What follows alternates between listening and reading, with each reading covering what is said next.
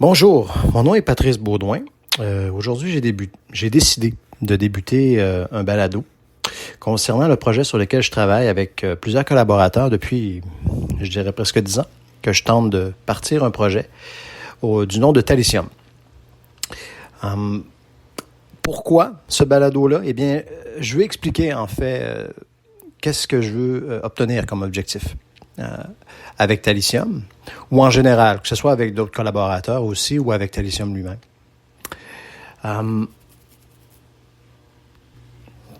Donc, avant d'aller plus loin, ce que j'aimerais expliquer, c'est qu'est-ce que j'ai fait avec mes collaborateurs jusqu'à maintenant pour faire avancer ce projet-là. Et c'est quoi ce projet-là?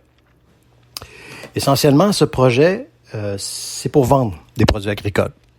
Vendre des produits agricoles dans le commercial, mais aussi avec le particulier, le B2C, comme on appelle, et le B2B. Évidemment, c'est gros dans le sens où il y a plusieurs acteurs, il y a plusieurs éléments à tenir en compte. Pensez à la logistique, la fameuse logistique, qu'il faut toujours tenir compte dans ce type de projet-là.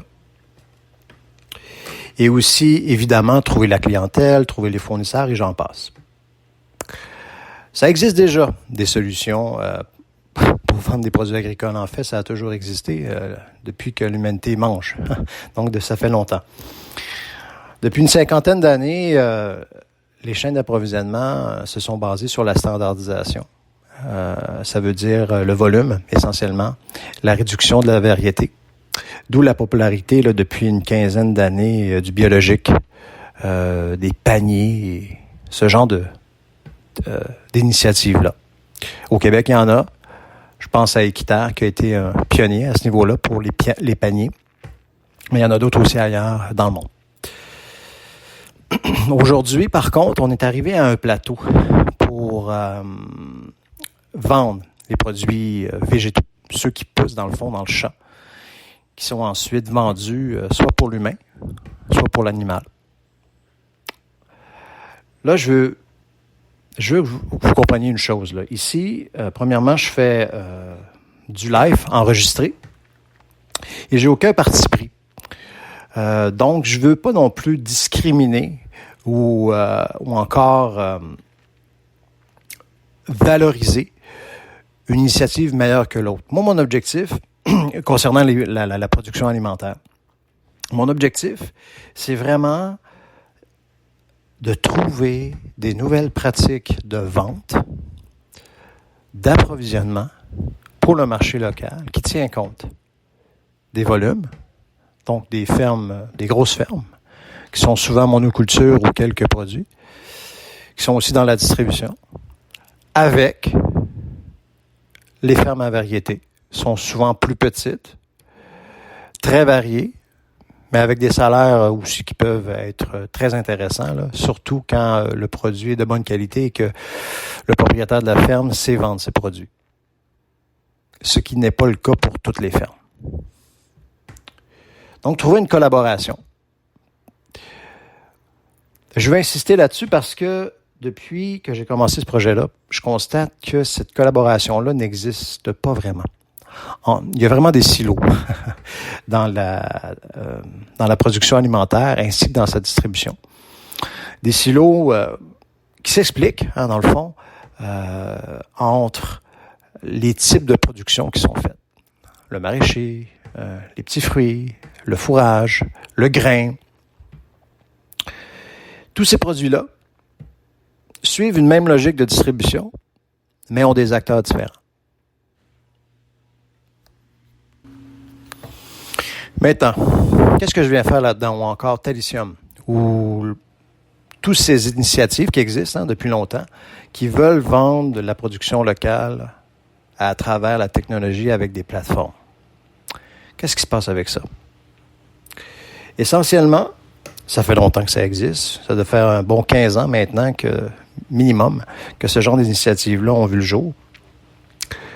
Surtout dans les pays industrialisés. Ces temps-ci, ceux qui ont le plus avancé, ce sont l'Afrique. C'est l'Afrique et l'Inde, essentiellement, qui aujourd'hui ont beaucoup de start-up dans ce domaine-là et qui fonctionnent très bien d'ailleurs. J'ai constaté, en faisant des analyses comparatives, du benchmarking, comme on dit en anglais, que ces types d'initiatives-là, au début, se veulent tous vertueuses. Puis ils le restent, essentiellement. Par contre, celle de pouvoir consolider différents types de production en un seul lieu pour la vendre plus facilement, souvent échoue, essentiellement. Échoue parce que c'est difficile de ratisser aussi large. Et sinon impossible. Donc, ils se spécialisent. Un type de production ou encore un type d'opération dans la chaîne d'approvisionnement. Donc, ils se trouvent une niche pour pouvoir fonctionner et croître et faire de l'argent finalement. Parce qu'une organisation, quelle qu'elle soit, que ce soit publique ou privée, si elle est toujours déficitaire, ça crée des problèmes. Donc, moi, un peu comme toutes les initiatives qui ont eu cours et qui ont encore cours sur la planète pour vendre des produits agricoles à travers des plateformes, à travers la technologie, moi aussi, je me veux vertueux. Je veux ratisser large en espérant que ça fonctionne. Jusqu'à aujourd'hui, j'ai eu des résultats mitigés. L'intérêt est définitivement là sur le marché. Mais réussir à atteindre son objectif, sa vision, ça, c'en est une autre paire de manches. Plusieurs partenaires sont intéressés par ce type de technologie-là, mais peu s'engagent. Les raisons sont simples, en fait. Ils le sont déjà dans les opérations. Et c'est pas vrai qu'il va changer des choses avec un start-up qui n'a pas nécessairement fait toutes ses preuves encore. Donc, ce que je suis en train de dire, c'est que partir dans le domaine agricole, pour quiconque l'est, c'est très bien que c'est difficile, même dans la distribution traditionnelle. Les coûts d'opération c'est toujours le bottom line. Il faut toujours en tenir compte avec, célérité. Parce que c'est ce qui fait la différence entre échouer dans l'alimentaire et réussir. Par contre, moi, je me veux, comme je disais, un peu idéaliste, un peu vertueux, peut-être un peu trop.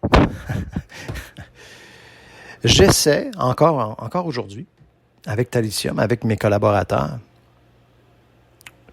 d'obtenir un résultat qui, aujourd'hui, n'a pas encore été obtenu vraiment sur les marchés de la vente agricole. Végétale, j'entends. Je ne touche pas à la viande, aux poissons, ou tout ce qui est animal. Pensez aux noix aussi. C'est aussi une production végétale. Pensez aux champignons, etc.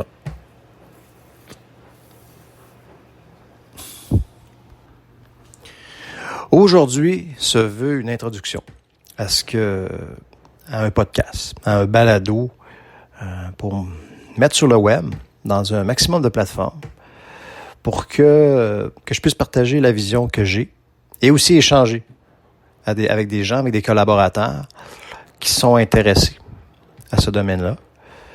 Peut-être même, qui sait, créer des initiatives éventuellement. C'est peut-être un peu brouillon comme première initiative. Pour être franc, c'est la première fois que je fais un balado. Cette initiative-là est venue tout simplement parce que Talicium, aujourd'hui, a fait plusieurs tentatives. Et j'ai pas voulu emprunter le chemin de la spécialisation encore. Donc, comme n'importe qui est en affaires, on s'ajuste, on persévère, puis on prend notre courage à deux mains aussi, et on fonce.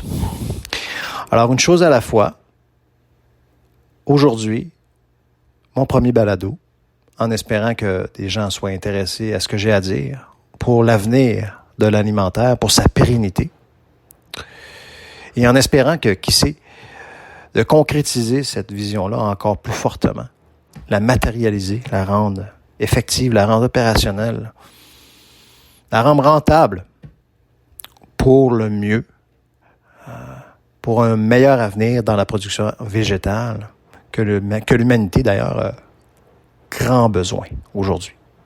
Je finirai peut-être avec cette note-là, un peu négative, mais en même temps remplie d'espoir. les experts de l'ONU, entre autres, dans le département de la production alimentaire, ainsi que d'autres spécialistes dans le monde, constatent que les défis causés par la variation des températures, les extrêmes aussi du climat, il mouille trop, il mouille pas assez, il fait trop chaud, il fait pas assez chaud, donne un défi supplémentaire à l'agriculture. Mais non seulement ça, mais la façon de se procurer un produit agricole plafonne. Comme j'ai dit tantôt, il faut trouver une solution. Il semblerait que d'ici 2050, des famines vont commencer à apparaître, comme il y en a déjà, mais qui sont systémiques cette fois, causées par justement l'inefficacité, le manque de capacité à nourrir les gens. Et ça, même dans des pays des pays qui se veulent industrialiser. Pensez par exemple au désert alimentaire. Donc, beaucoup de choses. Comme j'ai dit tantôt, c'est un brouillon, c'est une introduction, c'est une première pour moi à faire un podcast.